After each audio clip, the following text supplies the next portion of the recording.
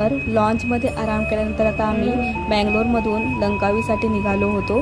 आम्हाला लेट झालं होतं. आमची लास्ट फ्लाईटची बस राहिली होती. नशीब आम्ही टाईमवर पोचलो, कारण आम्हाला माहीत नव्हतं की इंटरनॅशनल फ्लाईटसाठी आपल्याला 1 तास आधी जावं लागतं.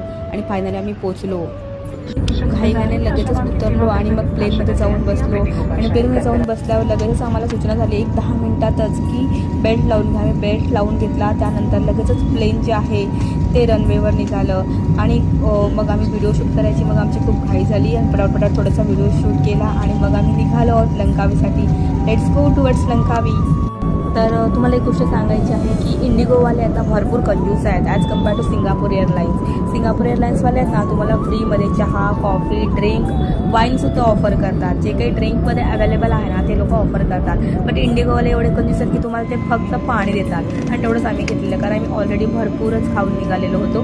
So let's go. सकाळचे 4 वाजले होते आणि आमची फ्लाईट बँगलोरवरून सुटलेली होती. आणि ती फ्लाईट लंकावीमध्ये सकाळी काहीतरी 10:30 लँड होणार होती.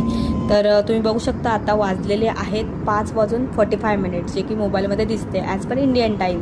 आणि तेच सूर्य पूर्ण वरती आलेला आहे लंकावीमध्ये. आता बघूया आपला टाईम कसा चेंज होत आहे ते. तर 3.5 तासाच्या प्रवासानंतर आता आम्ही लंकावीच्या बाउंड्रीमध्ये एंट्री केली होती. आणि क्रू मेंबरने अनाऊन्समेंट केली होती की आता लगेचच 1 तासाच्या आत आपली फ्लाईट जी आहे ती लंकावीमध्ये लँड होणार आहे.